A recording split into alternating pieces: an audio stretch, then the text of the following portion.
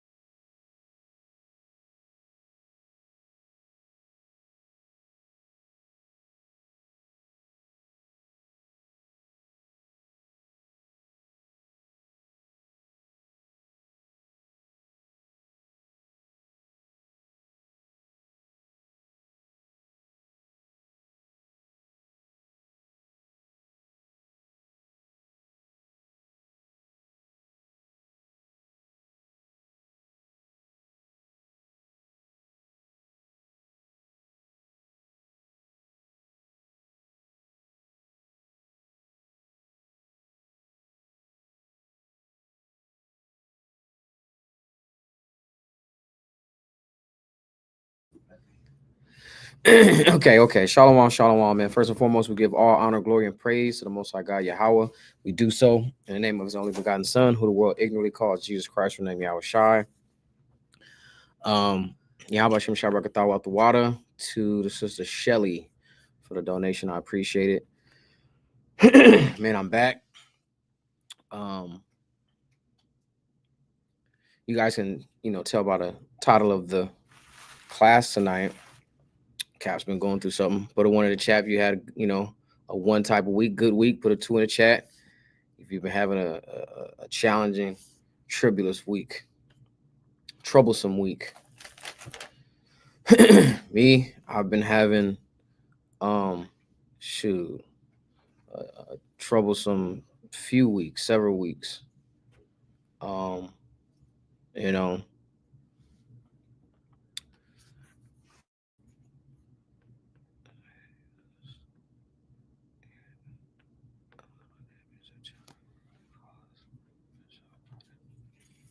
Con.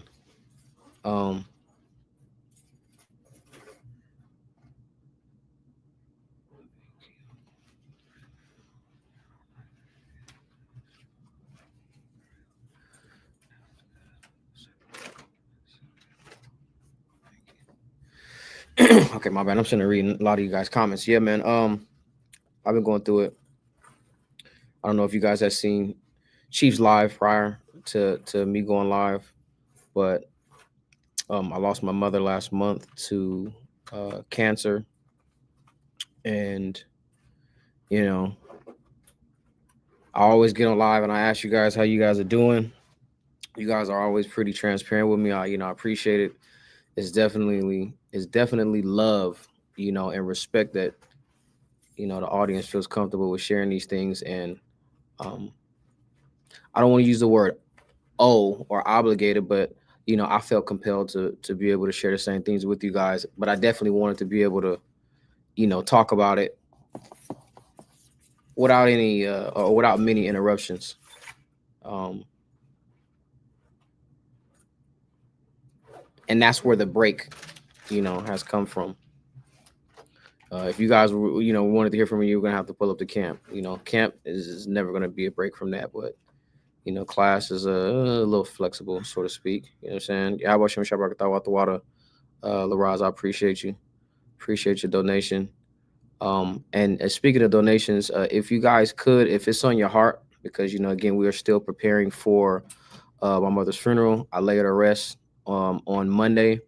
If it's on you guys' heart to donate, I would really appreciate it. I could definitely use the help. If you guys could donate to, either the Cash App and or Zelle, that would be good. Again, if you guys want to do it through YouTube, that's fine, but they do take a big percentage of that, as well as Shalom, as well as I won't get that for another almost a month and a half. So, like I said, if it's on you guys' heart, I appreciate it.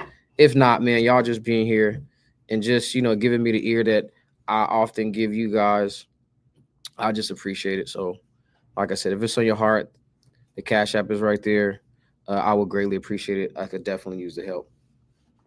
But like I said, that's where the break came from. I definitely wanted to be able to just share my experience. And I understand that it's a lot of people that go through the same things. There's a lot of people that um, might be approaching this experience. And the one thing that I can say, and also I appreciate the condolences that brothers and sisters are bidding to me. Again, it really means a lot. Trust me, it does.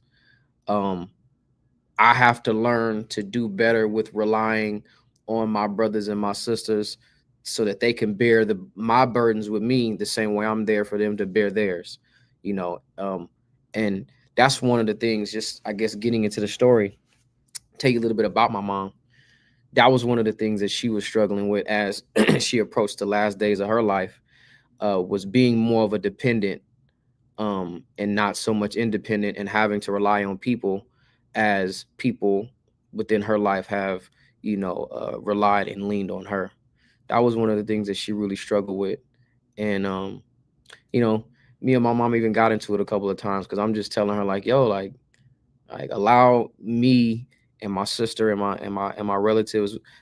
All my first cousins were literally like siblings. We all grew up in the house together.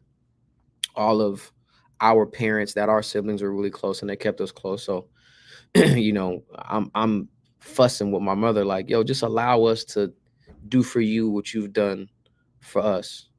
You know, um, there's even a lot of things that I took for granted.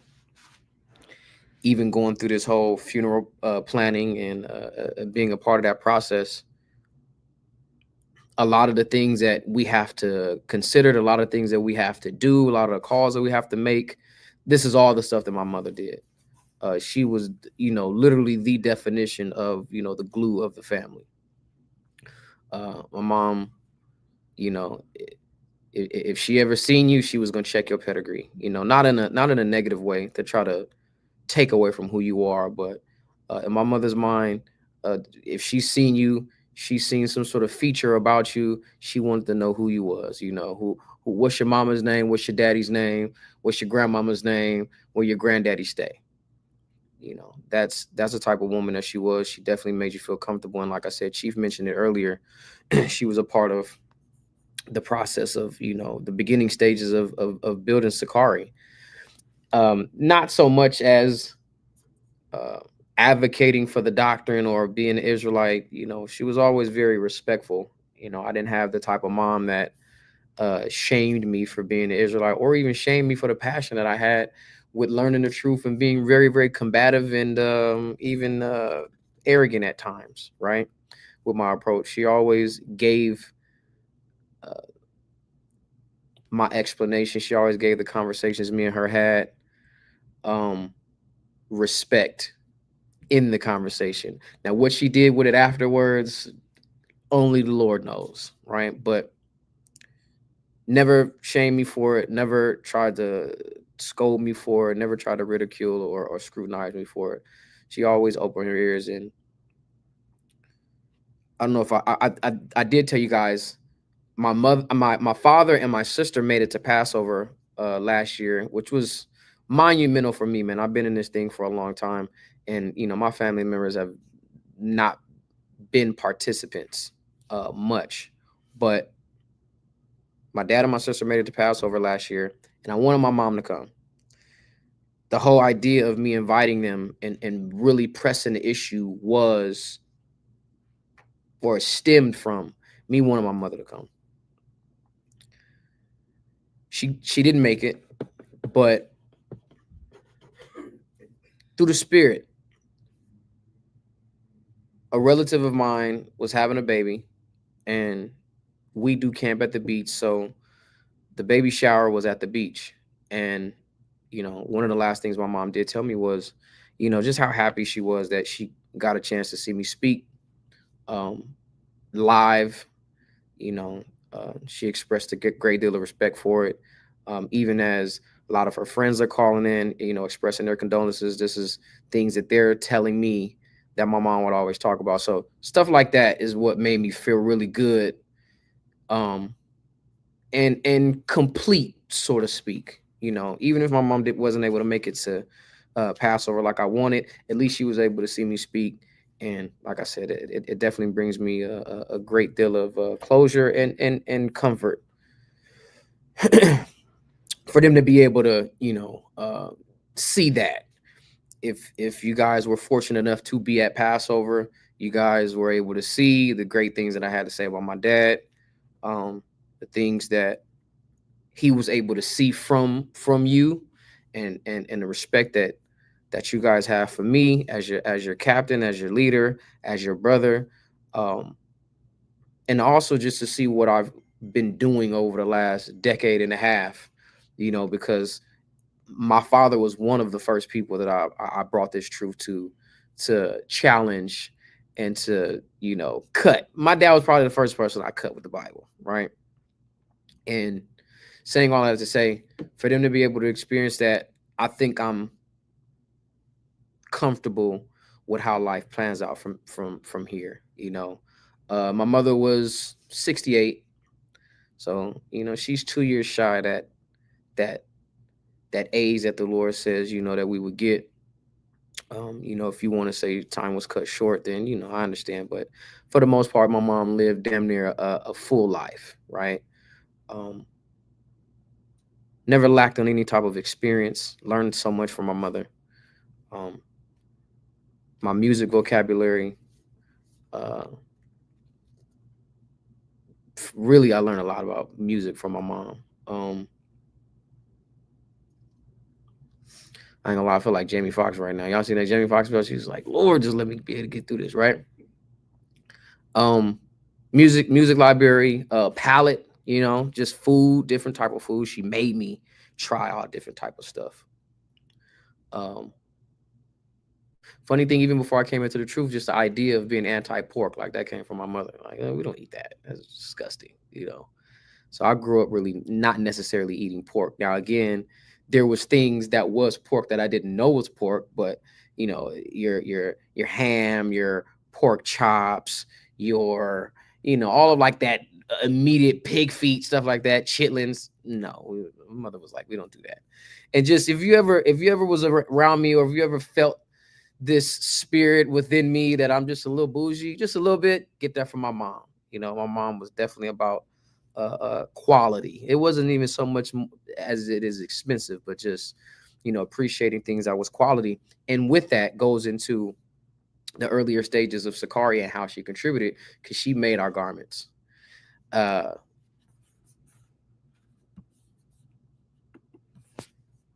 if you have ever seen GMS and their quality of garments, you'll understand exactly what I mean when I say, quality. My mother taught me how to sew, you know, And it's funny too because I've been, wanting to keep this kind of quiet because I just like how the idea spread the way that it did. But if you guys have ever seen anybody walking around with the aprons, with just it's almost like it's almost like I said, it's like an apron with fringes on it, that people wear and it kind of hangs below their shirt. I literally created that. And again, it was just through the inspiration of my mother teaching me how to sew. And it was something that I gave to the nation and I thought was pretty cool. And I see a lot of people wearing it. So I was going to keep those things, to myself. But just to give the credit to my mom, I speak on it now. I'm trying to find, I know I have the picture. I have the picture of one of the first garments that she made. And it was fun. She made it from a bed sheet and like some sort of decorative curtain that had fringes on it. So I literally took a bed sheet and then I literally had my mom take the fringes off of the curtain, right? That kind of hangs on the door. If you ever have a window on your front door, you'll understand the curtains that are on it. So we literally are deconstructing linen and things in the house to make these garments, and that's where that first garment came from. And again, it was quality. So when you see other brothers, again, GMS in particular, and you see the type of garments they have, brothers was taking bed sheets, cutting them with, you know, uh, office scissors and literally cutting fringes at the bottom of them. And, when I came along and I got into this truth and I joined the camp and it was time for me to have my garment, I went to my mom, I let her know what it is that I wanted, and she definitely made it happen. She definitely made it happen. So, you know, like I said, what she did with the truth outside of, having these conversations and when I would come to her for things, I couldn't tell you what it was. But when I did come to her, my mom came through in the clutch. Every single time she made a lot of brothers' garments. If the spirit is ever on me to put those old videos back out, as I told you guys, I found my laptop and I wasn't pleased with with our humble beginnings. I wasn't really pleased with them. So, but if the spirit is ever on me to put them out, you guys will see the garment that Chief had, garment that I had. You know, my mom was dope, man. I'm definitely gonna miss her. I definitely have learned a lot just through this entire experience of watching her go through this process of dying. You know what I mean? It I'm sorry, I can't find it. I thought that I would be able to. I just seen it not too long ago.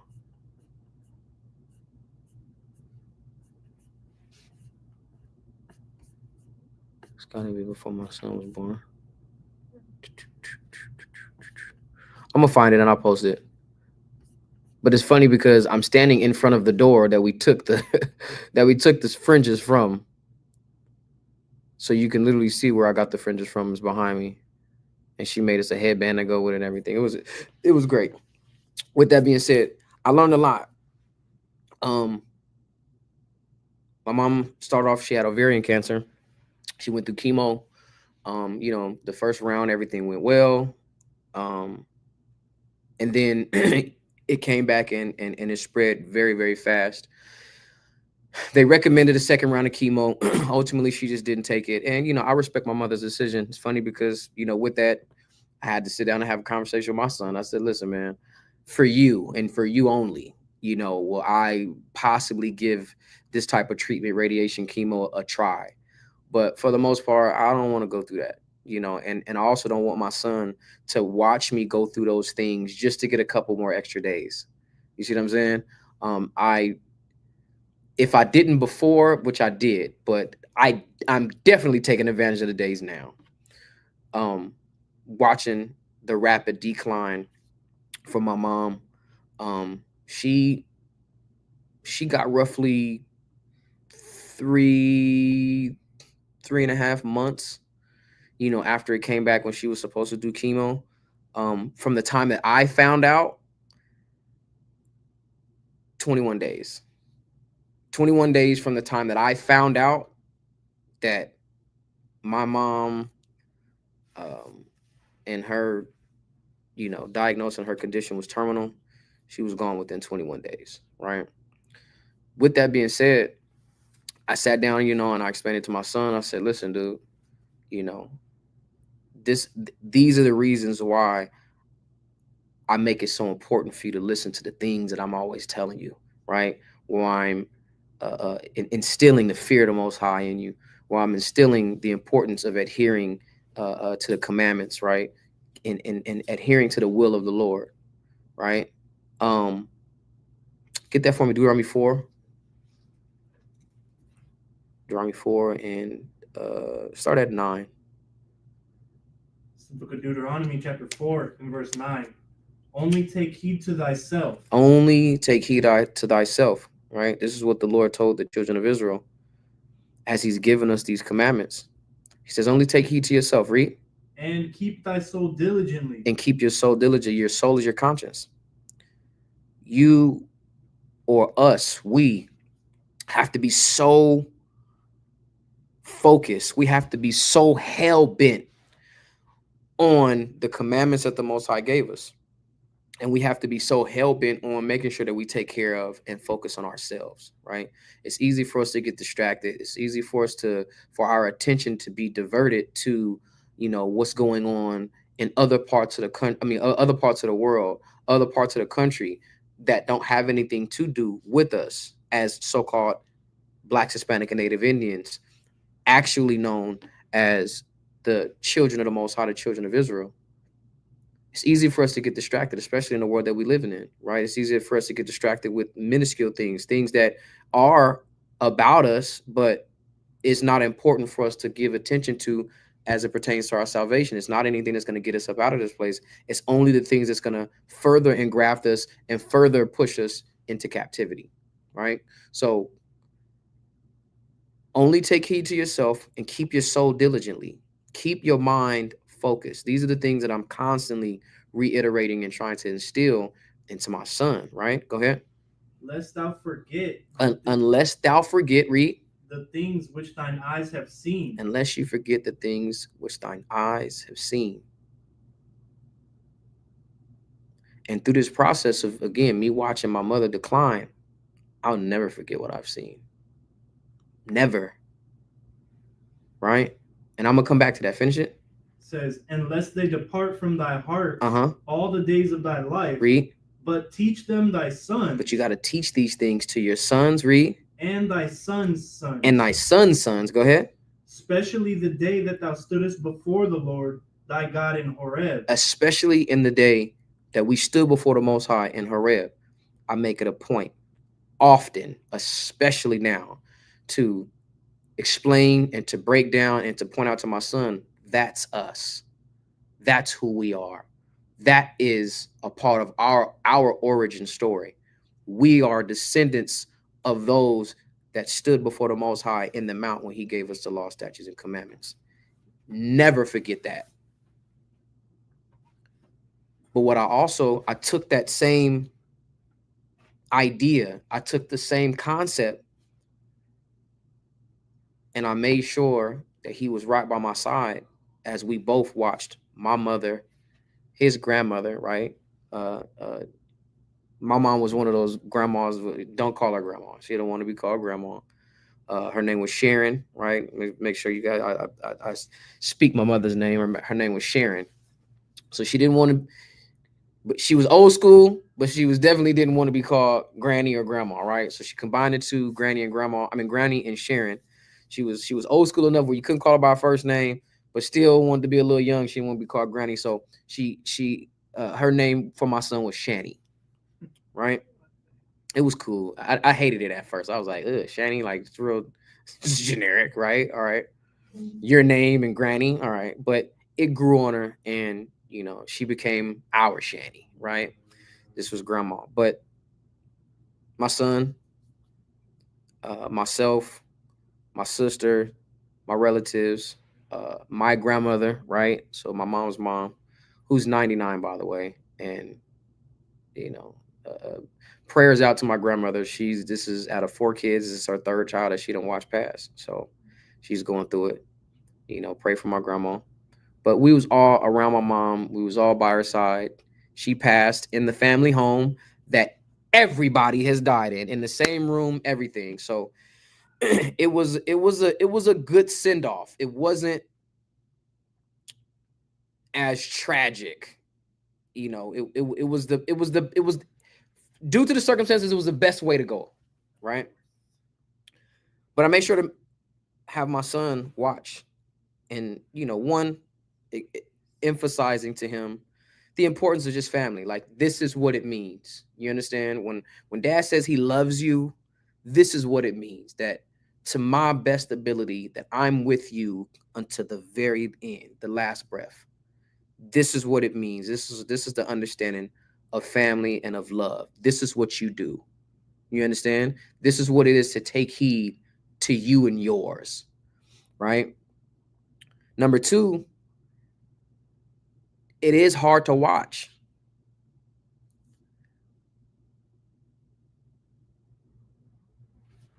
My mother going from being up, being able to maneuver around, be able to drive herself around, to being confined in a bed, right? Still up, still maneuvering around, but in great pain, right? She had a tumor that was just constantly growing and was giving her pain. To then be on this medication, to try to comfort her. To her then being non-communicative. To just kind of watching her in this agony, right? There's a stage that you go through. It's called the agitation stage. It's where mentally you're detaching from your surroundings and you really can't sit still. So she had a tumor on her liver. That's where it had spread, and that's what it was really attacking. So she couldn't really get up on her own like that. And it was hard for her to lay down because, you got to contract your midsection in order to do that. So a lot of, me tending to my mom was just kind of helping her get up, and she would sit up on the side of the bed and we give her a pillow. She'd lay on a pillow. Then she'd lay back down. And once I thought that she was comfortable and she could lay back down, I'm like, all right, I'm gonna, step out. I'm gonna talk to my sister or my grandma. And by the time I come back to check on her, maybe like 5-10 minutes later, she's back up on her own. She's already got herself back up. She's moving.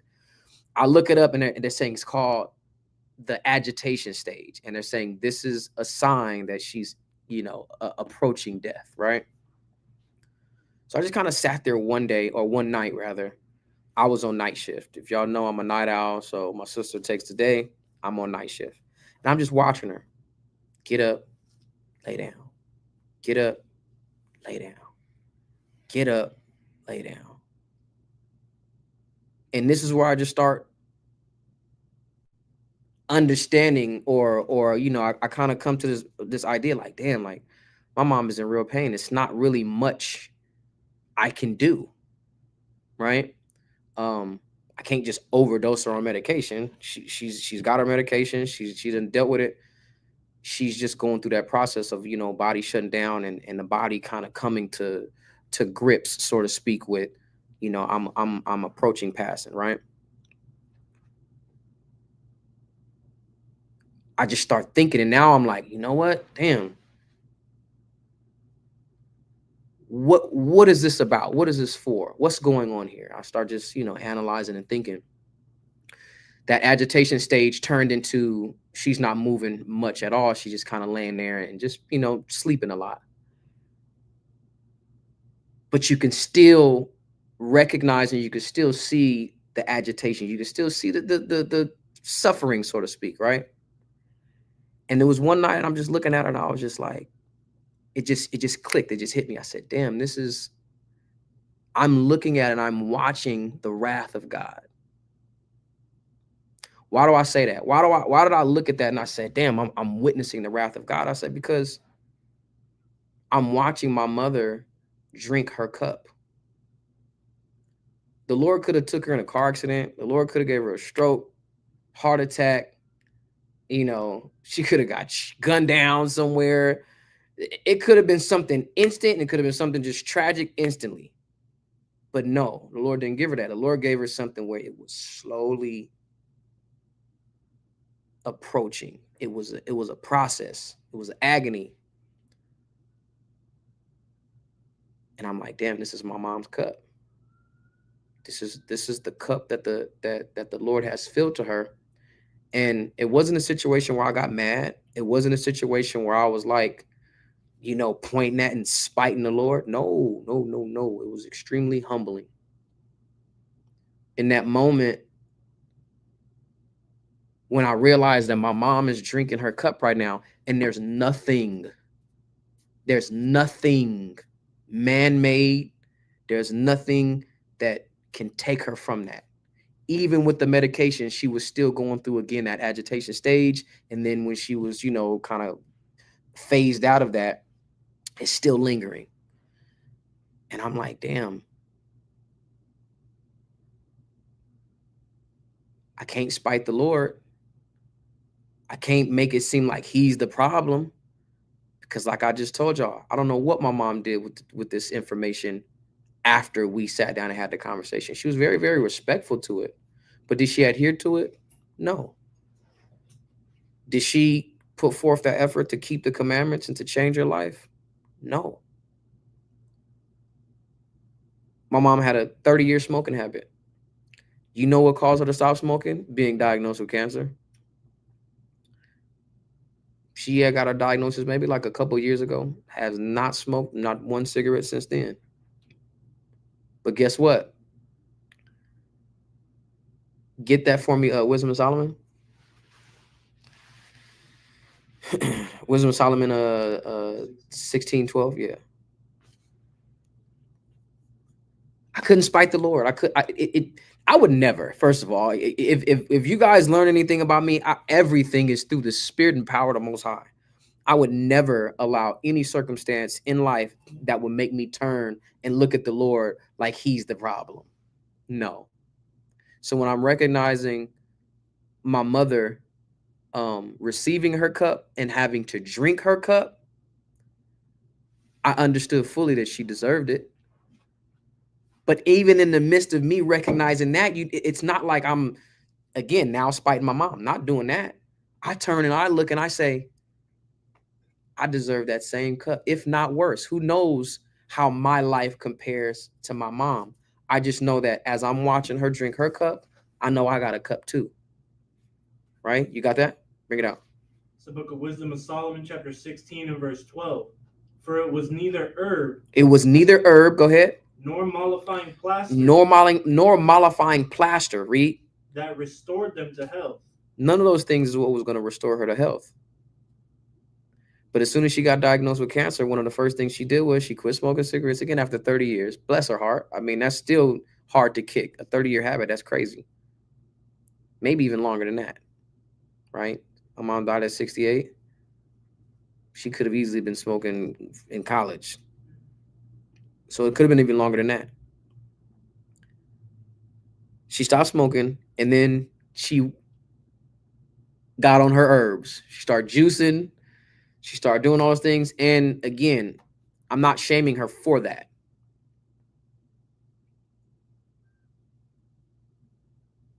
But we understand what the Bible has told us and the records that the Lord has left behind is that it's not any of those things that's going to restore you to health, because you got to remember what it is that got you in this compromised health position in the first place.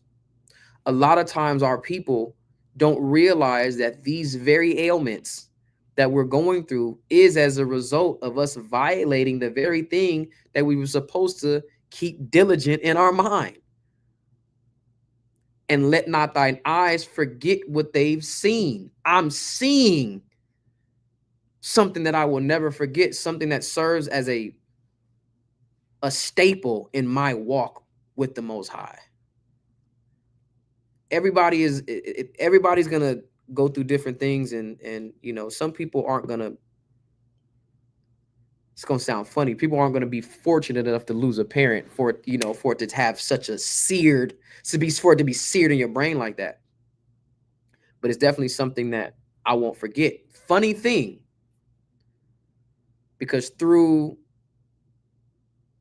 going through this process with my mother, I believe I spoke on, when I said I went back and I don't watch the remake of Roots.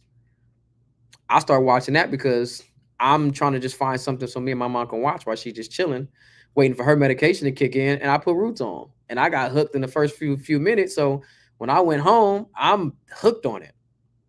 She didn't like it so much. But I'm watching Roots and I'm like, these are the things that our eyes should not have forgotten, because these are the very things that the Lord was supposed to, that the Lord did to us, that was supposed to serve as a warning and serve as an example, right? She stopped smoking. She went the holistic route, and I'm telling her, I'm like, Mom, I support your lifestyle change. I think that that's beautiful, but come on, you can't serve the Most High Mammon, or you can't be lukewarm. You can't be going through chemo and then trying to talk about you're approaching this holistically. No, if it's just a lifestyle change, I think that that's good. Being positive, having a positive outlook and an energy towards it, they say helps. Totally understand that. Like I said, I was never shaming her, but it was just like, after the first round of chemo went well, I'm trying to tell her, like, come on, this has got to be an actual lifestyle change.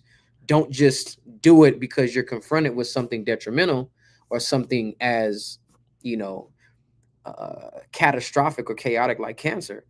This has got to be a lifestyle change.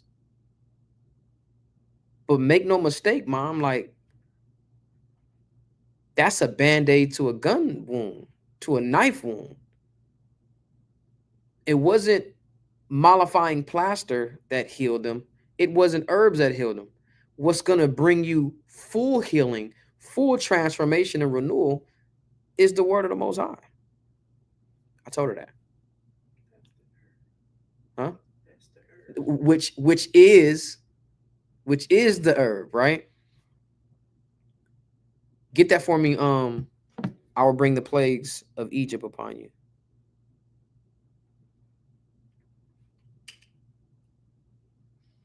I think it says not written.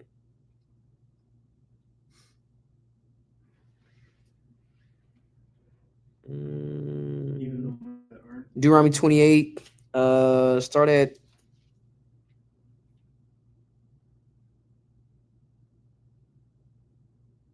58. We're gonna go to 61. It's the book of Deuteronomy, chapter 28, and verse 58. If thou wilt not observe to do all the words of this law, if thou wilt not observe to do all the words of this law, go ahead, that are written in this book, that thou mayest fear this glorious and fearful name, the Lord thy God. Right? Because remember, the fear of the Lord is the beginning of wisdom. The conclusion of life is to fear the Most High, keep his commandments. This is the whole duty of man, right? Keeping these commandments is supposed to enhance, it's supposed to promote, it's supposed to, stir up the fear that we should have for the Most High. Because if we understood what the Most High would do to us, again, what I'm recognizing the Lord is doing to my mom in these moments where I'm like, damn, she's just lingering. Oftentimes you hear testimony of people, dealing with loved ones before they pass, and they're always telling them, go ahead, let go, it's okay. Go ahead, let go, it's okay. I do think that sometimes people fight, but I also think that a majority of the time, if not every time, it's the Lord holding them. It's the Lord lingering. Because you got to drink your cup down to the dregs. You got to drink every sip of it. That's what the Lord has assigned for you. And we deserve it. We deserve it. Why? Because we're the ones that fail to uphold and keep the commandments, right? Go ahead. Verse 59 says, then the Lord will make thy plagues wonderful. Then the Lord's going to make the plagues wonderful. He's gonna cause these plagues to come upon us. Read. And the plagues of thy seed. And the plagues of the children as well. We can't forget the things that children even suffer, right? Go ahead. Even great plagues. Even great plagues, read. And of long continuance. And of long continuance. All of this is hitting me. I'm like, damn. I'm like, damn, mommy, you got one hell of a cup. But even in the midst of me recognizing that my mother is drinking her cup, I too recognize that I have a cup that I'm owed and due. But guess what? I'm also simultaneously drinking of the cup that my mother has because it's affecting me as well. It serves as the same warning. I'll bring the plagues upon thee and thy seed. I'm watching her go through this. It's not a good feeling. I'm trying to extract what I can from it to try to turn it into some sort of positive, but man, this it hurt, right? So I'm drinking of the cup with my mom. All of my family is drinking of that cup. Her mother is drinking of that cup. I'm like, damn, right? Keep reading. It says, and sore sicknesses and of long continuance. Of sore sickness and of long continuance, read. Moreover, he will bring upon thee all the diseases of Egypt. He says, all the diseases that we witnessed and we've seen in Egypt are going to be brought upon us. Go ahead. Which thou wast afraid of. All the ones that we were afraid of, all of the plagues that we've seen the Lord put upon the Egyptians that made us afraid, those things are going to be brought upon us. Go ahead.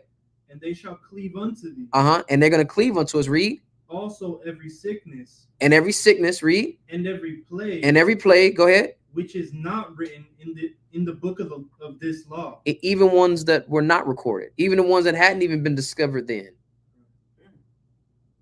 Things like COVID, right? Shouts out to my brother Daniela, right? Passed from COVID. Cancer wasn't written in there. But we still suffer those things as a result of what? Us not observing the law, statutes, and commandments to do them. These things are still happening. This is what's so wild when people turn around and tell us that we're in the new covenant, but we're still suffering old covenant punishment. I'm recognizing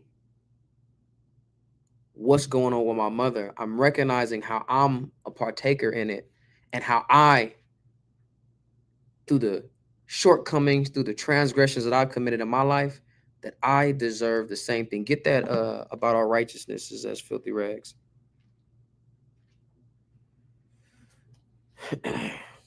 Isaiah 64. You got it? Go ahead. Book of Isaiah, chapter 64 and verse 6.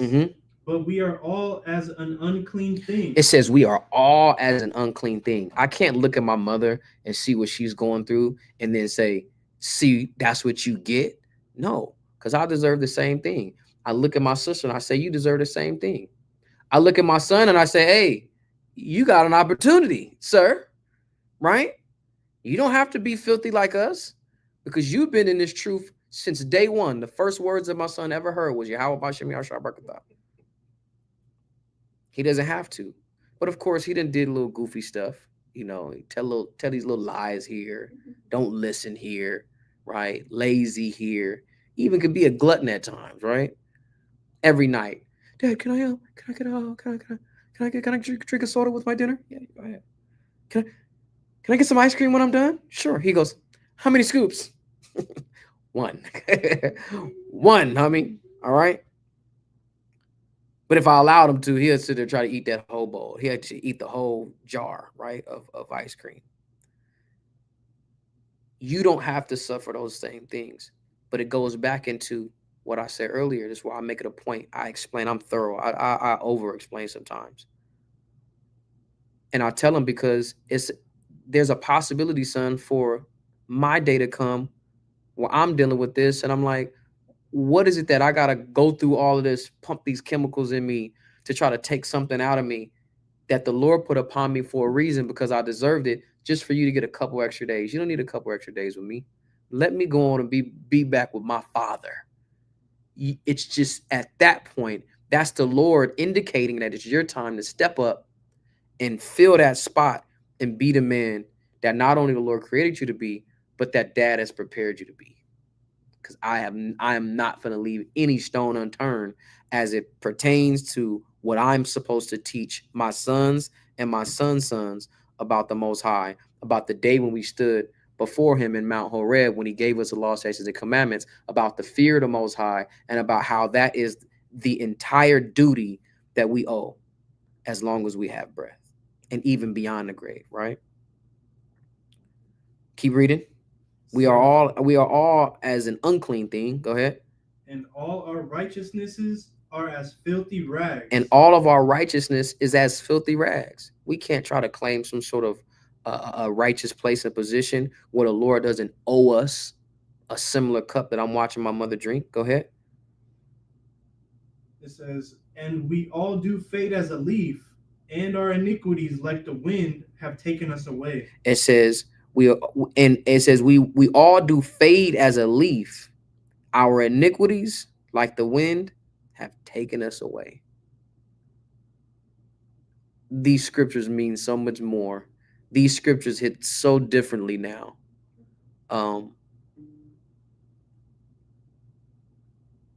In such a way, not in a bad way.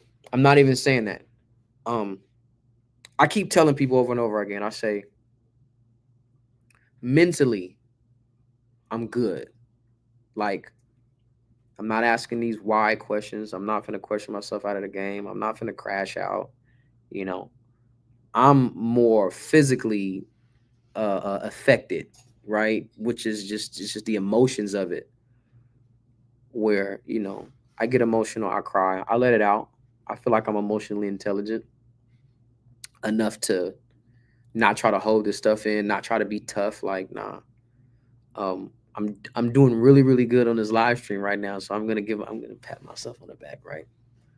But mentally I'm good, but the physical or the emotional aspect, I have no control over that. And I tell people all the time, I say, you're entitled to your feelings, but you're responsible for the reaction to those feelings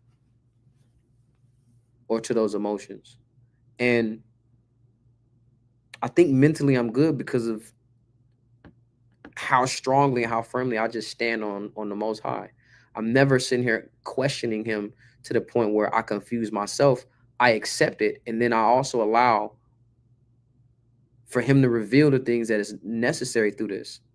And again, it goes into, don't let your eyes forget what they've seen, because the things that we've seen is warning. Go back to that Deuteronomy 4. Jump up to verse 3. It's the book of Deuteronomy chapter 4 and verse 3. Your eyes have seen what the Lord did because of Baal Peor. Your eyes have seen what the Lord did because of Baal Peor. You see, when we went and we served and followed out the Baal Peor, the Lord destroyed us for it. The Lord destroyed us for it. As we weren't supposed to forget that, we also wasn't supposed to forget when we seen one of our loved ones get hit with those plagues. We also was not supposed to forget when we seen our loved ones go through the transatlantic slave trade. When we seen our loved ones gunned down in the street by one of our own. When we see one of our loved ones be gunned down in the street by the goddamn police. When we see one of our loved ones be mistreated.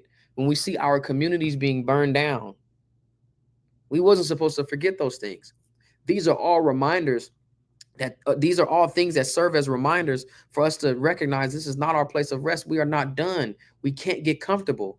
We have to over exaggerate the focus and the diligence so that we can get out of this place. It's not supposed to be happening when we're in this new covenant, when we're in this great space with the Most High.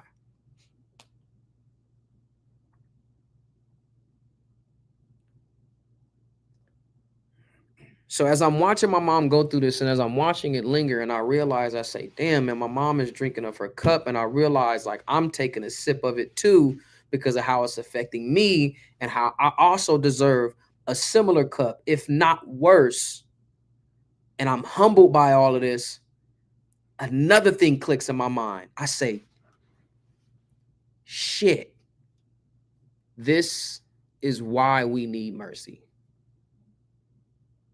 When you go through this process of watching a loved one slowly die, the only thing you want is for it to be cut short. Once you know they're gonna die, it's not a I hope they don't. It's not one of those things. You know this is happening. You're watching them go through it. The only thing you want in that moment is, let's just get it over with. It's agonizing for them. It's agonizing for you watching it. This is where you need mercy. And again, it's never hit my home like this before.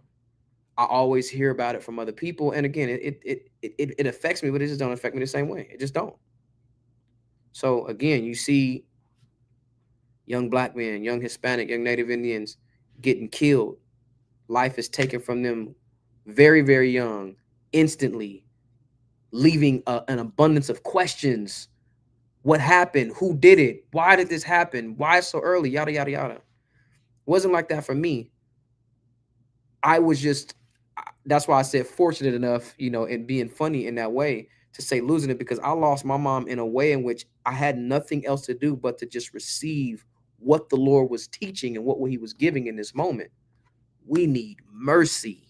Mercy. It would have been merciful for the Most High to take my mom on the 10th versus the 17th. That would have been mercy, because we knew it was going to happen anyway. So for it to linger for that extra week, for it to linger for those extra few days, I can recognize she needs mercy. And then when I recognize that she needs mercy, it clicks like, damn, we all need mercy. Because we all deserve that cup. We all have that cup coming. But guess what?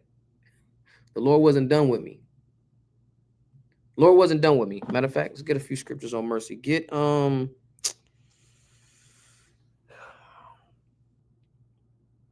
Exit. What you got? Hosea. Before you get Hosea, get Hosea, because I know you I ain't gonna quench your spirit like that. Get that, and then get Exodus 33. It's the book of Hosea, chapter 6 and verse 6. For I desired mercy and not sacrifice. See, the Lord says he desires mercy, not just sacrifice. Now it's so funny. Hold that, because we're gonna come back to that. That's it goes to a perfect point that I have already set up. Exodus 33 and 19. It's the book of Exodus, chapter 33 and verse 19. And he said, I will make all my goodness pass before thee. And I will proclaim the name of the Lord before thee.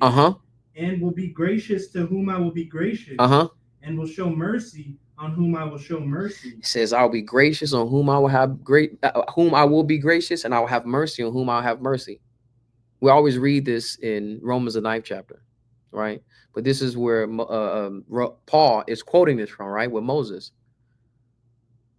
He'll have mercy on whom he'll have mercy. And I'm looking, again, these are all of the things that's dawning on me when I'm looking at my mom, and I'm just saying, damn, the Lord is just not showing mercy in that way, the way that we both would want right now, my entire family will want. He's not showing it that way, because he'll have mercy on whom he wants.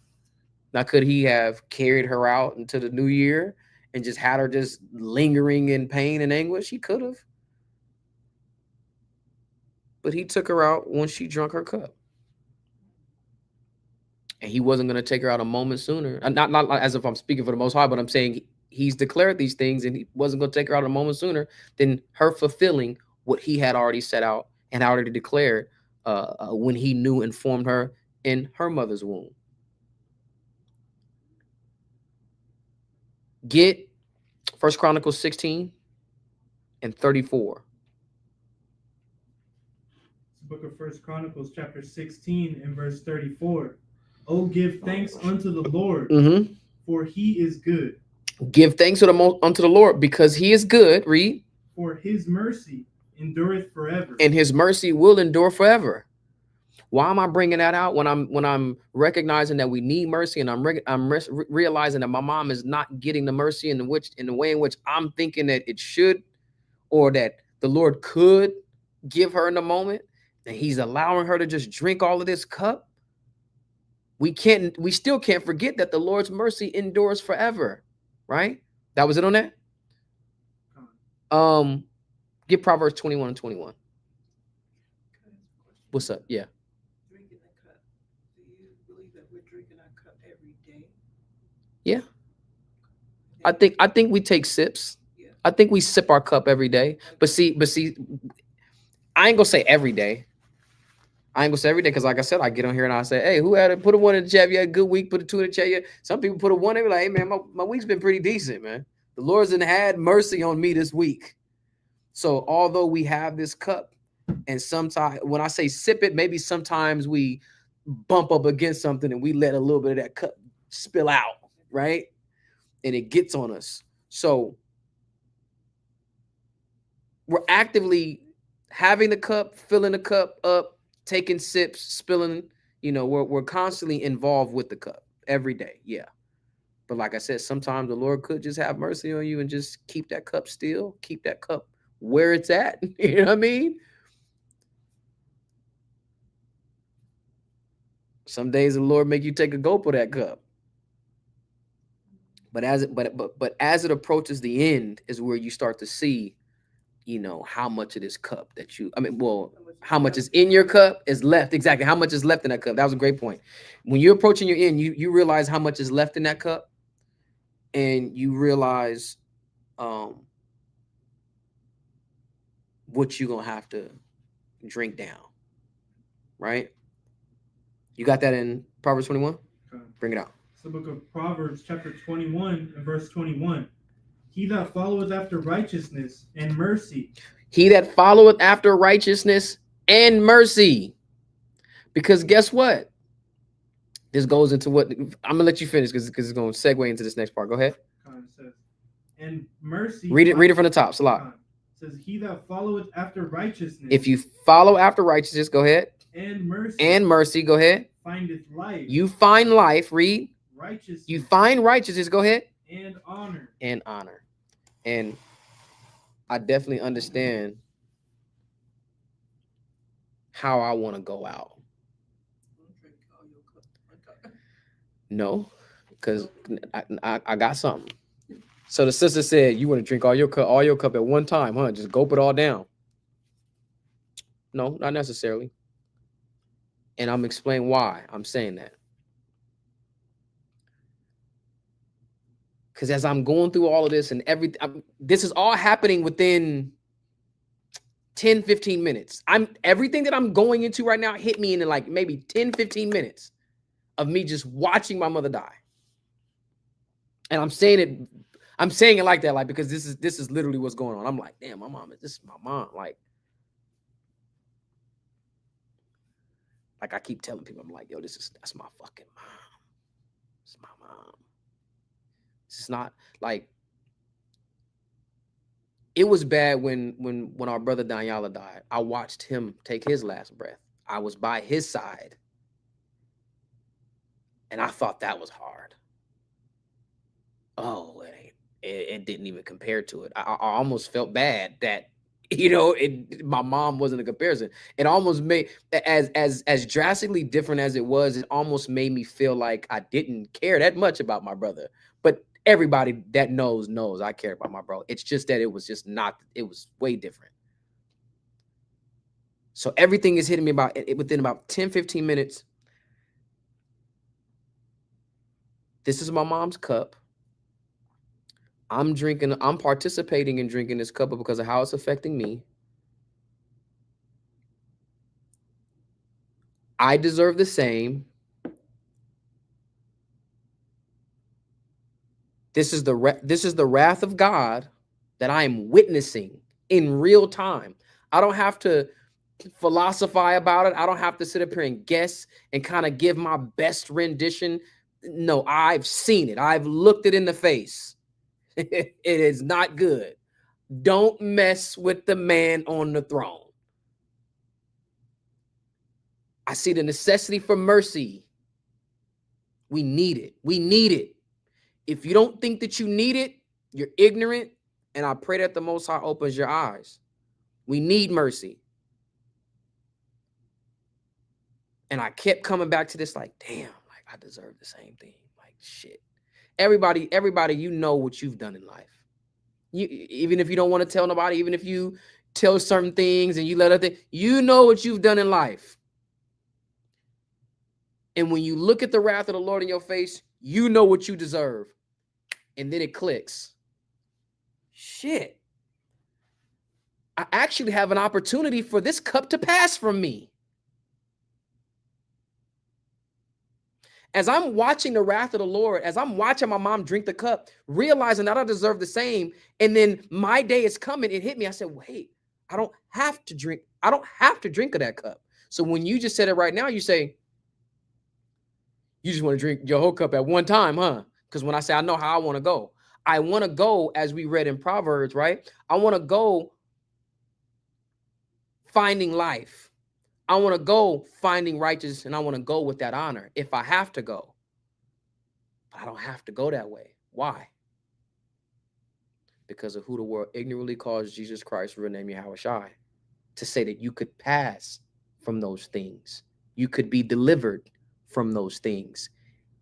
You don't have to go through it. You don't have to go through it. You don't have to go through it.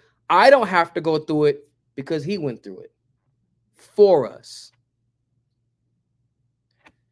We talk all of this trash about Christians, but they emphasize and talk about this stuff so much more than we do. And we never talk about this until it just dawned on me. I said, I don't have to go through this. Because Yahushua, the real name of Jesus, Yahushua, has given us an opportunity.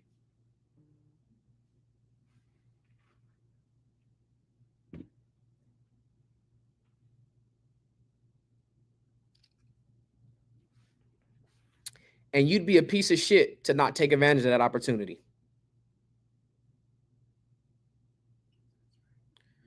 To spit in the face of Yahushua, to spit in the face of your family, to spit in the face of the Most High, to make your family go through what I'm describing, what I'm explaining to you, when you didn't have to do that. It's one thing that if you're seeing somebody try, if you're seeing somebody put forth the effort, and the Lord just had it to where, nah, man, you got to drink this cup. Cool. If the Lord tells me I got to drink that cup, I'll drink it. Humbly. Not in an arrogant way, but humbly, I'll drink it. But it's not as though I'm going to drink that cup without trying, without putting forth a sincere and honest effort to take advantage of the opportunity that the Most High gave us through Yahushua.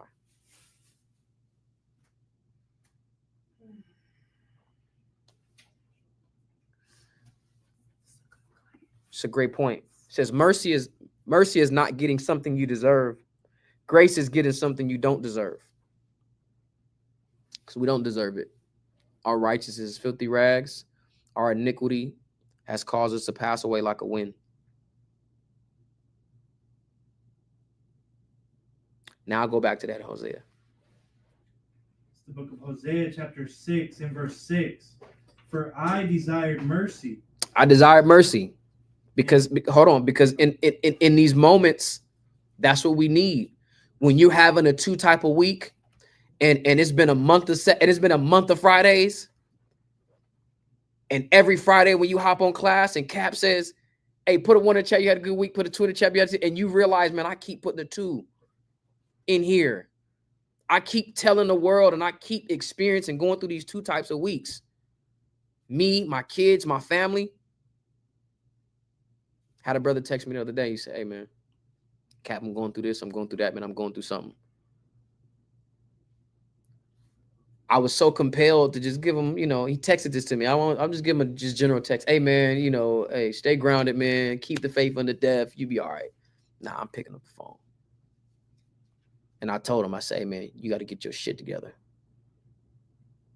Lord could have took you out.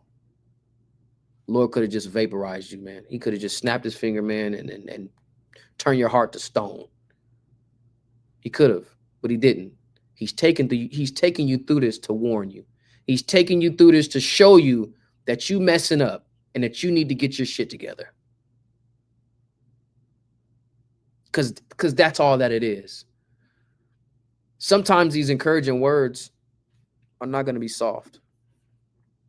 And again, as I'm witnessing that, I would never want to, if I had an opportunity and if I sat here and asked my mom, like, yo, if you could bypass this so we don't have to sit here and watch you go through this, and and be in this type of pain? Would you take advantage of that? Put a 1 in the chat if you take advantage of it. You didn't have to go through that pain yourself. You don't have to take your family members through that pain. Put a 1 in the chat if you take it, if you would take that opportunity. And guess what? It doesn't require you to compromise yourself. It doesn't require you to be anything less of yourself. It actually just simply requires you to be better. I was going to ask if that was yours. It actually requires you to be better. It actually requires you to elevate.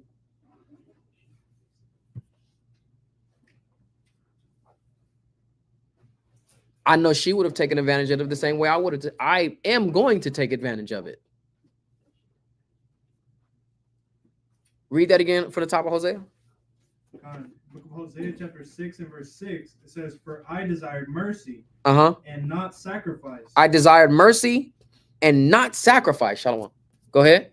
And the knowledge of God. And the knowledge of God. That's what we should be desiring. We should desire mercy. We should desire the knowledge of God. Go ahead. More than burnt offerings. More than the burnt offerings that we think God wants. God would rather that we are merciful. God would rather that we gain the knowledge of him, utilize the knowledge of him, than to sacrifice some animal or to just squander away some sort of, monetary thing that we have. No. Obedience is better than sacrifice. Mercy is better than sacrifice. I'm talking to you guys about the mercy that we would want from the Most High, but oftentimes we don't get it. Why? Because we're not even the ones that's giving mercy. How can we want mercy that we're not even willing to give? Right? Get that in what is that, Matthew 23? That was it on Hosea? Okay, go ahead. It's the book of Matthew, chapter 23 and verse 23. "Woe unto you, scribes and Pharisees." And it's funny because as everything is just I'm talking about just a domino effect. Everything is just descending upon me. I'm like, we need mercy. Damn, I got an opportunity, right? What is that in Nehemiah where it says, and according to the Most High's manifold mercies, he gave us saviors. He gave us Yahweh Shai because of his mercy. So if you don't ever receive the mercy of the Lord, it's because you're not taking advantage of the opportunity Yahweh Shai gave. You're not following the steps that Yahweh Shai laid.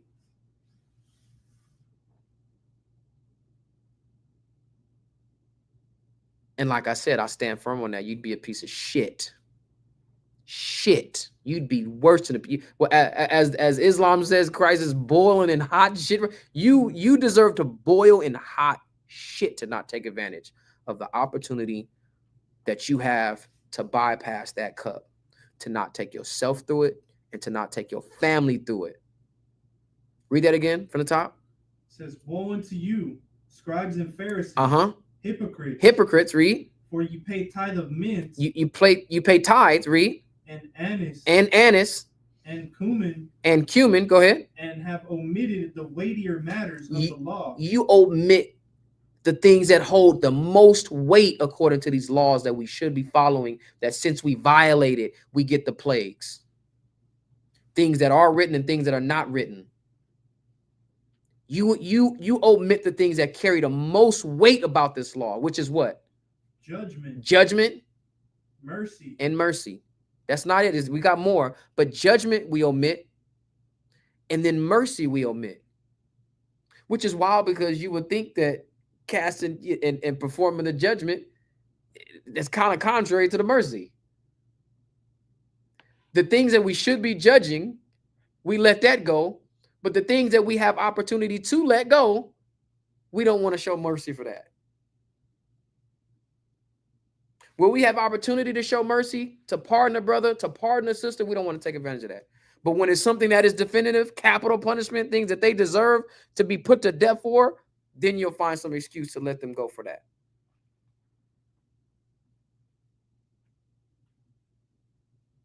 We omit the weightier matters. Judgment, mercy, go ahead. And faith. And faith. Because if your faith was at a place where it should be, then you'll never allow yourself to be in a position, or you would never find yourself in this place where the Lord is making you just drink that whole cup slowly. The cup that you're drinking is not Tampico. It ain't juice. It's not Ocean Spray. All right. It ain't Tropicana. It ain't Simply's. It ain't chocolate milk. It ain't strawberry milk. No, that cup is bitter. Huh? Shit, I can't even say it's moonshine, because at least you get the effect of the moonshine after you bear that sharp, cutting taste of it. No.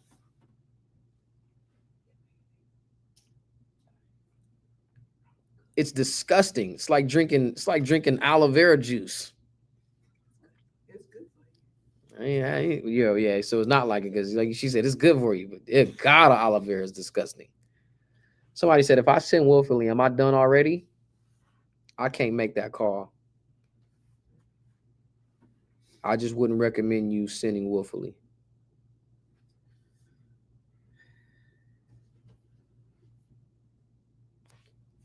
We don't even give mercy, but we want mercy. We don't even give love, but we want love. Like I said, I can't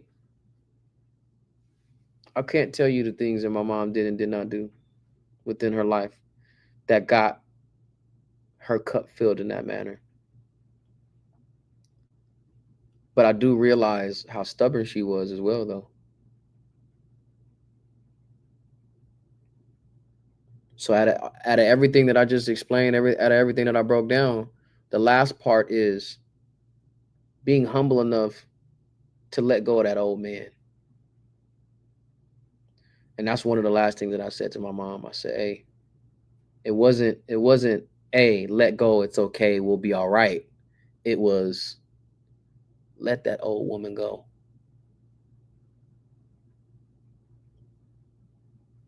Because it's that old woman that got you here. It's that old man that got you here. Had you have known, had you have listened to your son, 10, 15 years earlier, had you been ready and willing to just let this old woman go. My mom used to always tell me, she used to say, when she was 60, she'll say, yeah, get to 60 and then talk to me. Live to be 65 and then talk to me. I'm intense with my mom the same way I'm intense with you guys. It's when I'm telling you all of the things that, my mom taught me, my mom also taught me how to speak, how to articulate myself. She raised me and my sister that way, even to the point where my auntie, my mother's second younger sister, and my grandmother, they couldn't stand watching me and my sister go back and forth with my mom. Oh, they couldn't stand it. But it wasn't so much that we was disrespecting my mom. It was, she allowed the platform and the space for us to gain understanding, ask questions, and to exercise our senses. Now, at times did that turn disrespectful? Absolutely, because that's a slippery slope to be in, for sure. But I can't act as though that method didn't contribute to the speaker and as articulate as I am now.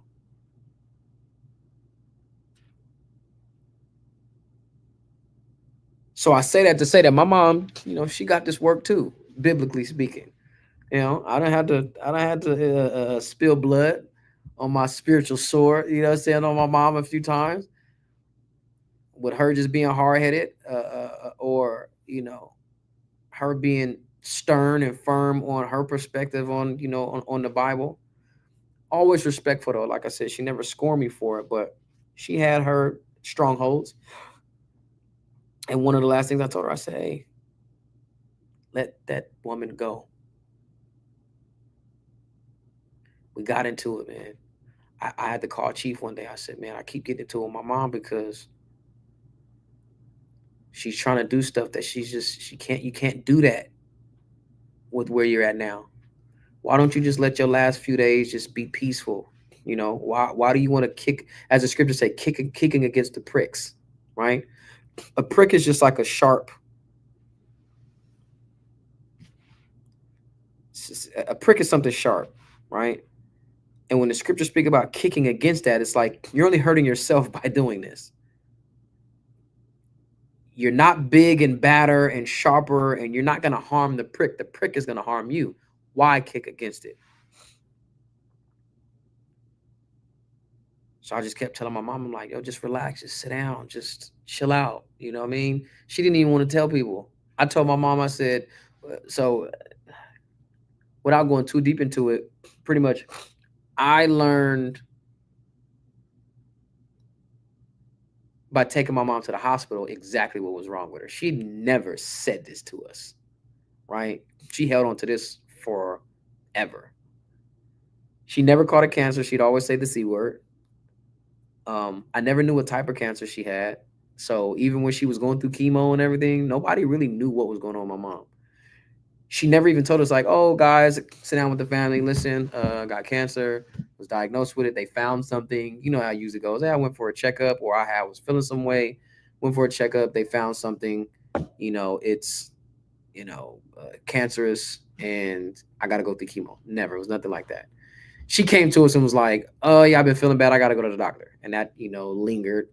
And then when she finally goes, everybody's like, hey, what's going on? Oh, they said they found something, but, we're just going to have to see what they want to do about it.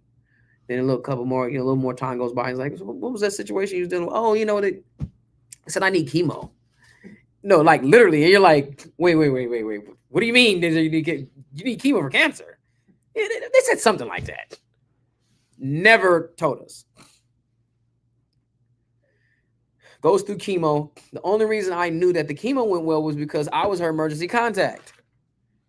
So when she went through the chemo, she had to get surgery to remove the rest of it.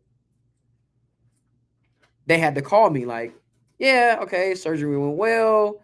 Chemo's looking good. Everything's looking good in there. We're going to still monitor because there's, a few growths here and there, but we're going to monitor. Everything went well. It's looking good. Cool. What? Still don't know what it is, though. When I told you right now, ovarian cancer, she never told me that. So she dealt with this for, like I said, about 2 years. Never told me. When it came back and she was supposed to be going through the chemo again and she wasn't, she started getting constipated, like really, really bad. So I had to take her to the ER. And she had just went maybe a week before. About a week and a half, almost 2 weeks before. So when this time it came around, my cousin and my sisters called me like, yo, you need to go check on mom. Like, you really need to go check. So I went over there. She was feeling bad. So I forced her to get up. She didn't want to go in, but I'm messing with her, right? Like I kept like picking her nose, stop, leave me alone. I kept digging in her ear. And I'm telling her, I'm like, you can get me to leave you alone if you just go to the ER. Don't think that I'm finna leave you here. Even though that's what she's asking me to do. But she goes, so when I finally take her to the ER, I was about to just drop her off because I'm just thinking it's just another situation of the constipation. She was in and out the last time. I feel like she's gonna be in and out this time. All right. But something was just like, I'm gonna wait. I'm gonna stay with her.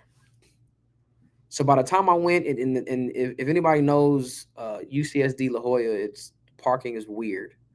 So I gotta park in this weird space. So by the time I get in there, she's already went back to meet with the nurse in what they call a triage section.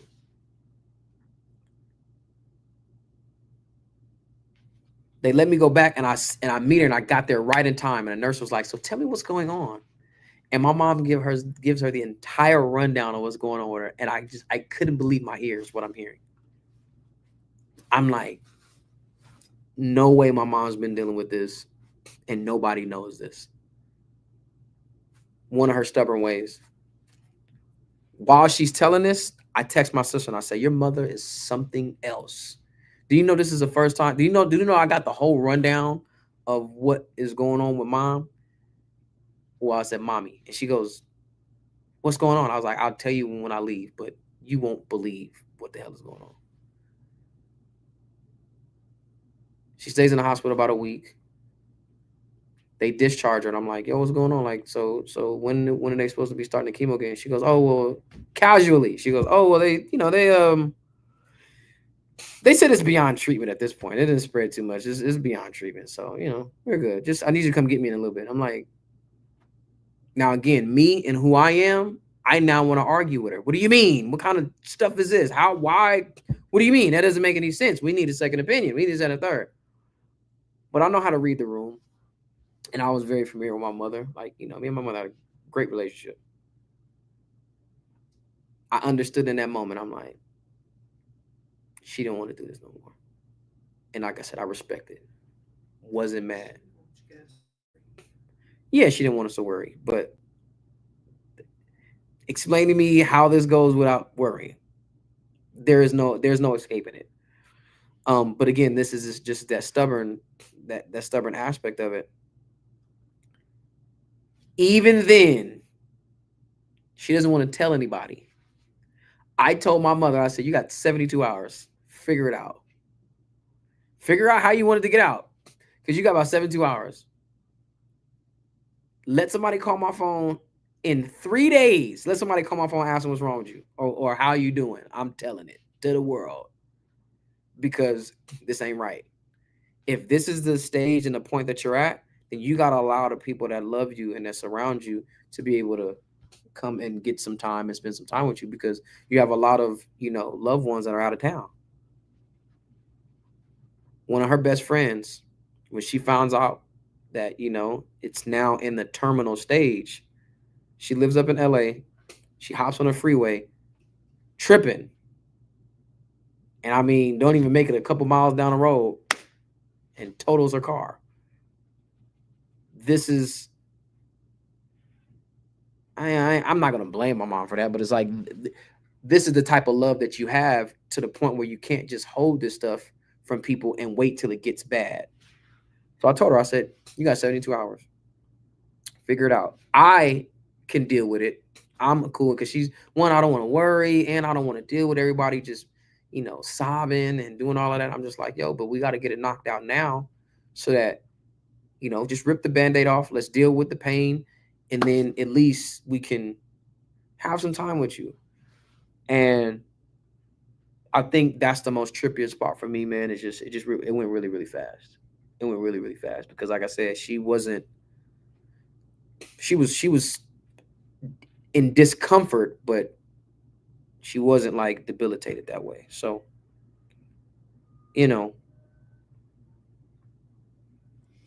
the last piece of revelation that I got, man, was just realizing how stubborn my mom was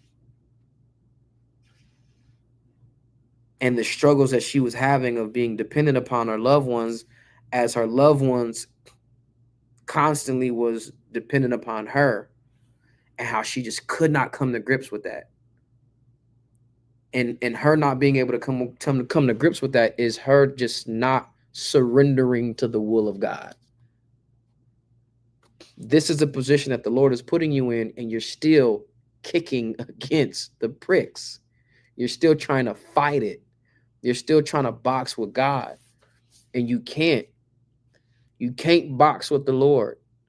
You got to surrender and humble yourself to the will of the Lord and allow him to work with you as he sees fit. It's not up to you. Man's goings are of the Lord. How can a man then understand his own way? You're not going to ever understand it. You take what the Lord gives you and you work with what the Lord gives you. You make the best of what the Lord gives you.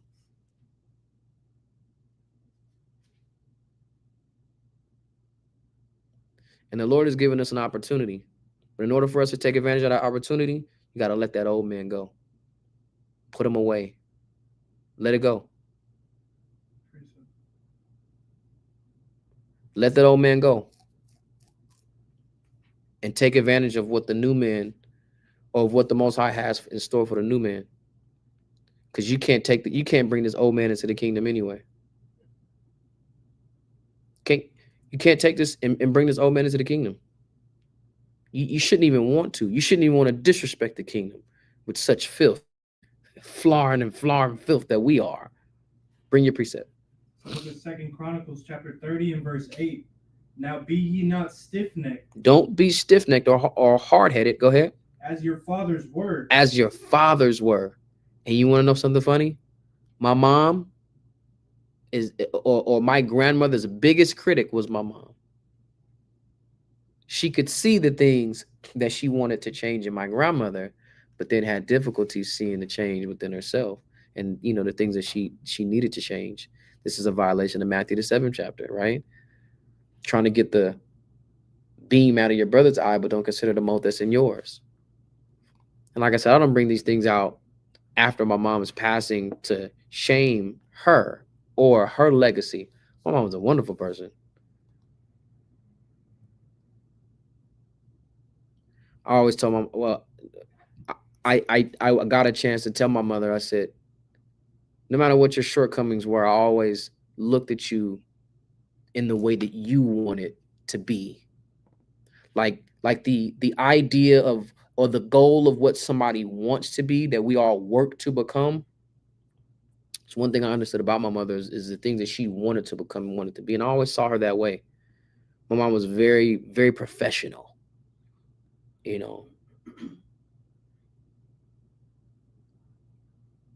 I would kind of show off with bringing people home to meet my mom. Very eloquent lady, very elegant.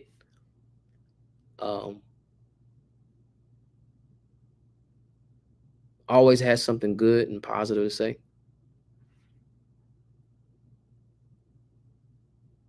Always had something intelligent to say. Even if I felt like it was foolish, I mean, she had an intelligent point of view and perspective. And she always left you with something. If you came to the house and you met my mom and you were there long enough to witness a dialogue, you always left with something from my mom. So by no means is it a way to shame, but it's only a means or opportunity to highlight what I experienced, what I seen, and what I went through. And that just because she's my mom, or just because it's my brother, or just because it's my son, doesn't mean that they're exempt of anything, because we're a small a piece in the grand scheme, or this big puzzle of life that the Most High has created. We're a very, very small piece. But like I said, you got an opportunity, take advantage of it. If you don't, then not only do you deserve the cup that you've already filled to yourself, you deserve double. Go ahead. It says, but yield yourselves unto the Lord, and enter into his sanctuary, which he hath sanctified forever, and serve the Lord your God, that the fierceness of his wrath may turn away from you. Read it again. It says, now be ye not stiff-necked as your fathers were. If you hard-headed like our forefathers were, if you're hard-headed the way that I speak to what I've witnessed in my own lifetime with my mom, and guess who else is hard-headed? My father, who I'm closer with my father than I am with my mom. Funny thing, because as all of this is going on, when I'm telling you guys I had to take my mother to the ER, and then she gets discharged, dropping the news on me that her cancer has now turned terminal. Another funny thing she says is, like I said, I wanted to fight with her when she says, oh, it's beyond treatment at this point. I want to argue, but I didn't. The only thing I said was, okay, how long they giving you? And she goes, this was so wild. Just tell you how my mom is. She burnt. She goes, like, literally takes a deep breath. They say they said like 3 to 6 months. She says, but they said that before. Meaning what? Her 36 months and already started however long ago. As all of this is going on, I get a call maybe a couple of days later, and my dad says, because he now knows, right? My dad lives in New York. He now knows. He goes, don't panic. But I've been in the hospital the last 2 days.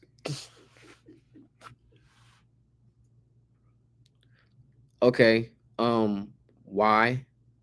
Oh, my blood pressure's been up. Now, mind you, like I said, my pops came to Passover. Something he would have never even could fathom. He would have never even thought of how Passover was going to turn out, what it was, what it meant to me, what it meant to the Akim, right? What it meant to everybody that was there. When he see how big this movement has got, how big Sakari has got, it blew his mind. It blew my sister's mind. They went back bragging to my mother about it. Oh man, you missed it, man. It was one hell of a shindig, right? It was one hell of an outing. So glad I went. From there, my dad's been watching videos. Like, he was caught up in the whole, you know what I mean, Sakari Genesis thing. He's like, oh man, what's going on, man, with this, man?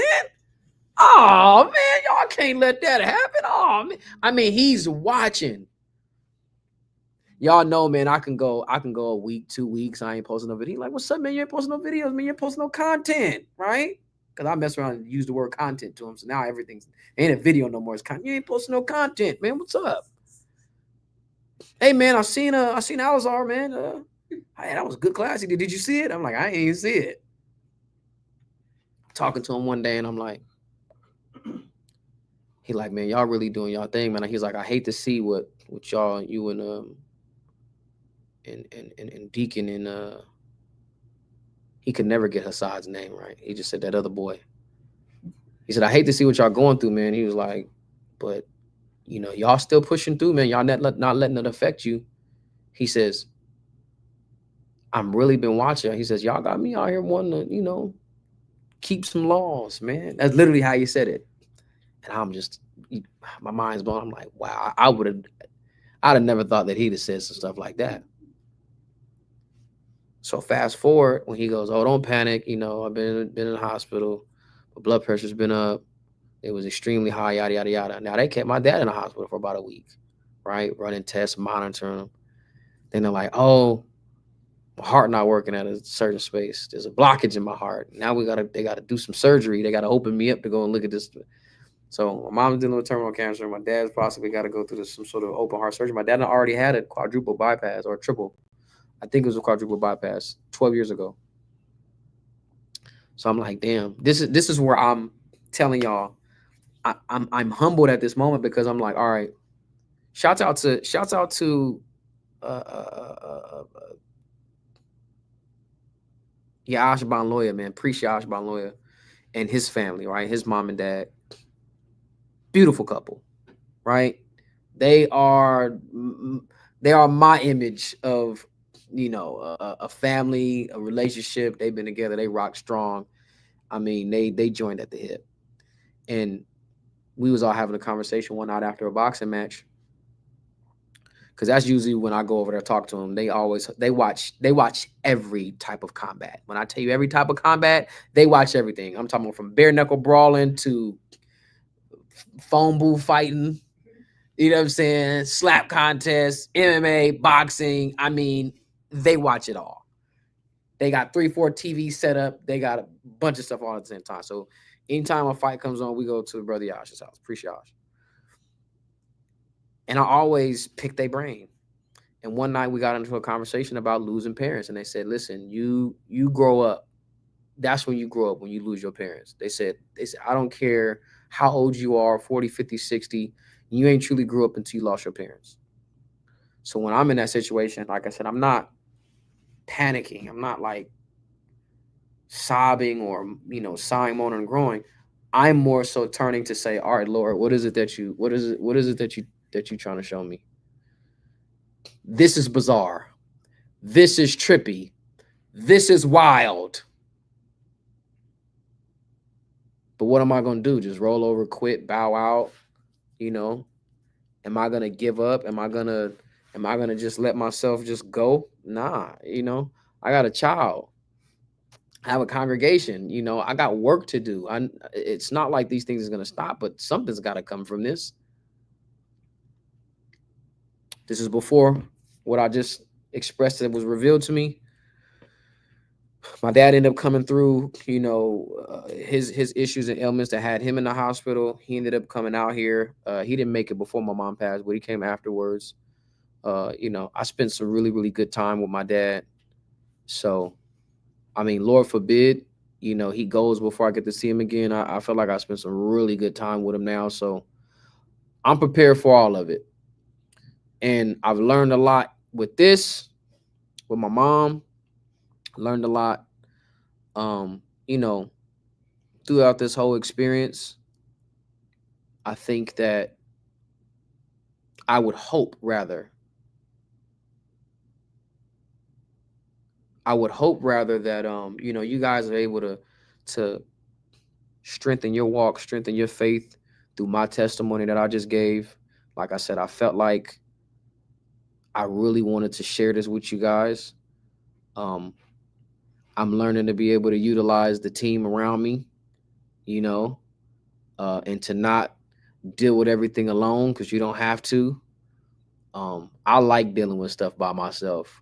It's not even so much like a selfish thing, like I don't feel like I can. It's just, you know, I get to be in the comfort of my own space. Like I said, I don't panic with stuff. I don't really bug out.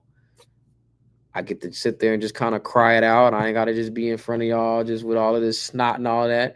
And I know my people got my back. I know, you know, they'll come through for me, and they know I'll come through for them. But, you know, it just feels, for somebody like me, it feels better to just do it alone. But there's still an example that has to be shown. There's still got to, I tell people this all the time. I say, you know, help me help you. Whereas, let me be the brother that I said that I was going to be. You know, if everybody, if I sit up here and just tell you guys all the time, like, hey, man, I got you, man, whatever you need, like, I got you. But you don't never take advantage of that, then you could believe what I'm saying, but you wouldn't even give me the opportunity to exercise what I said I was going to do. So when you're going through something, man, you got to utilize your people, even if you don't want to, because not only is it going to help you, but it's helping them as well. We collectively can learn from something that we all go through. And that's what I'm saying. Lord willing, I hope that you guys can. I hope that you guys can take this and let it serve as an example, and just prepare yourself. You know, these things can come out of left field. Most of the time they do come from left field. But everybody got their day. Everybody got their cup.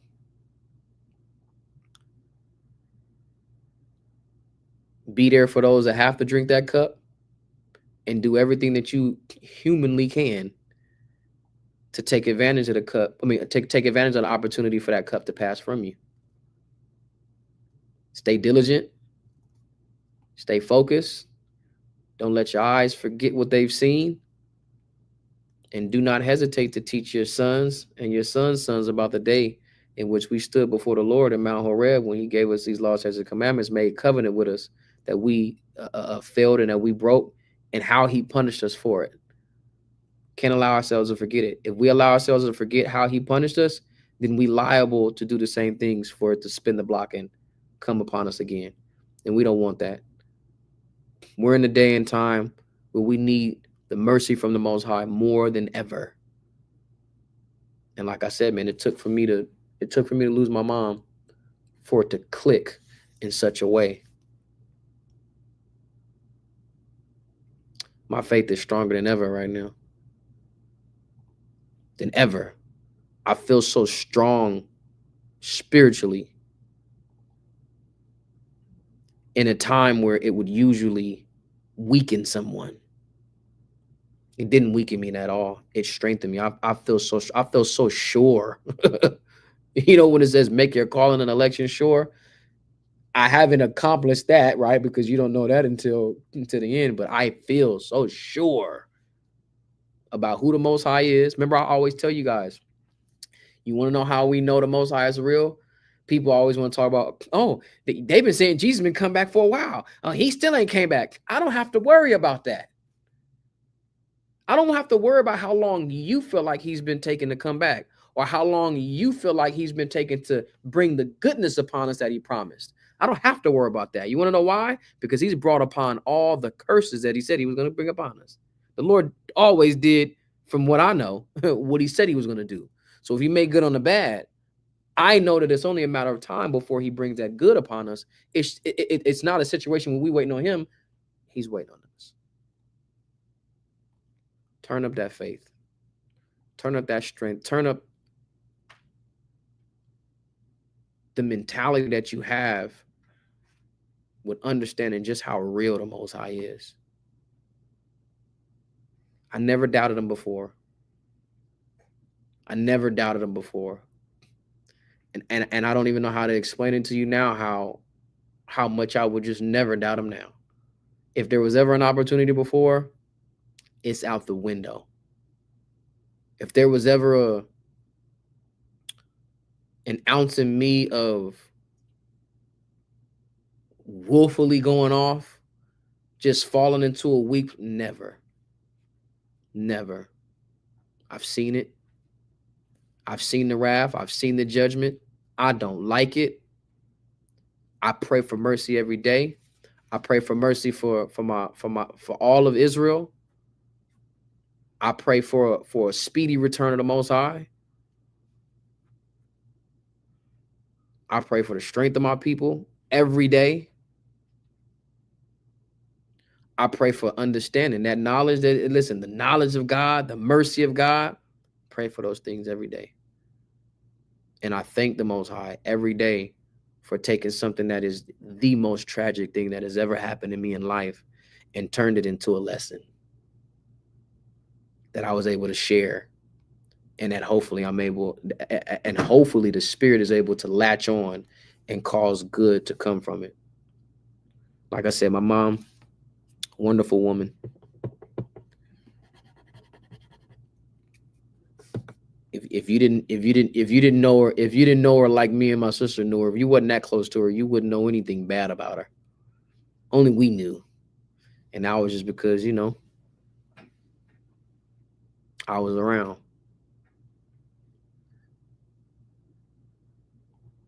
Our beloved leader, our chief priest, Alazar Banlor, aka the Grill of Hebrew, he prophesied at the beginning of 2024. He says, this is a year of new beginnings.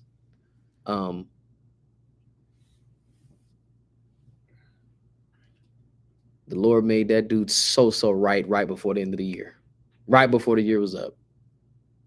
He was already right, but man, did he make him right, because life is just completely different, man, when you lose a parent, especially your mother. And like I said, I'm closer with my dad. I don't even know how that's gonna be when my dad is gone, but life is different. There's nothing more solidified and more clear of a new beginning than losing a parent. So again, like I said, man, I'm good.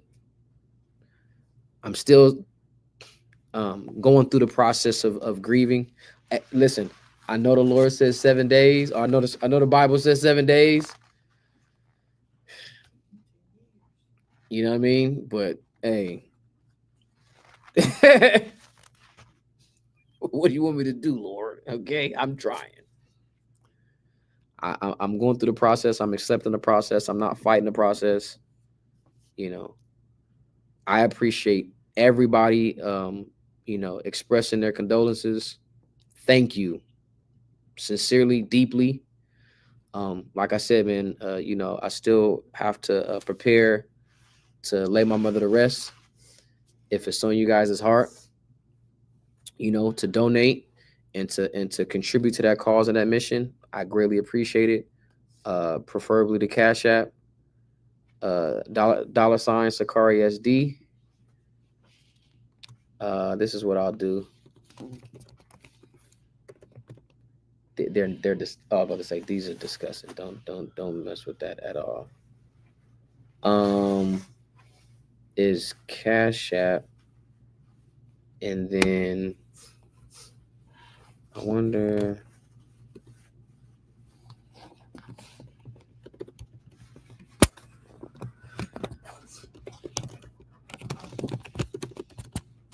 I also have Zelle. If you guys want to, again, have it on your heart to support. If not, man, like I said, I just appreciate you guys tuning in, man. Giving me the opportunity to speak, being very encouraging, being very, very supportive. I love and appreciate you guys for this dearly. Yeah, man, we back to work. I'm still going through a grieving process, but like I said, I can't be in this space forever.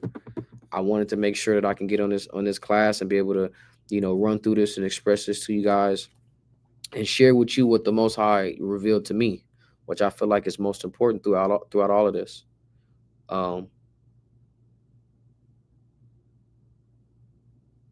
We back. I got so much stuff.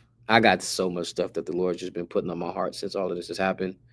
I wanted to just make sure that this was the first a video that I give you guys, after all of it happens, because I didn't want to double back to it. I didn't want to just not feel comfortable talking about it and then just give you a different lesson. And then I got to double back and say, well, guys, just so you know, I've been dealing with. I wanted this to be the first video. And I can't thank the Most High enough. So with that, man, we'll give all honor, glory, and praise to the Most High God, Yahweh. We do so in the name of his only begotten Son, who the world ignorantly calls Jesus Christ. Real name Yahweh Shai. If you haven't already, subscribe to the channel. Like the videos, share the videos, leave comments if you will. I love all of you guys. Thank you for the support. And be faithful unto death. Let that old person go. Recognize the mercy we have. Recognize what you deserve, and take advantage of the opportunity that who the world calls Jesus Christ gave us with being able to escape the wrath of the Most High God. Shalom.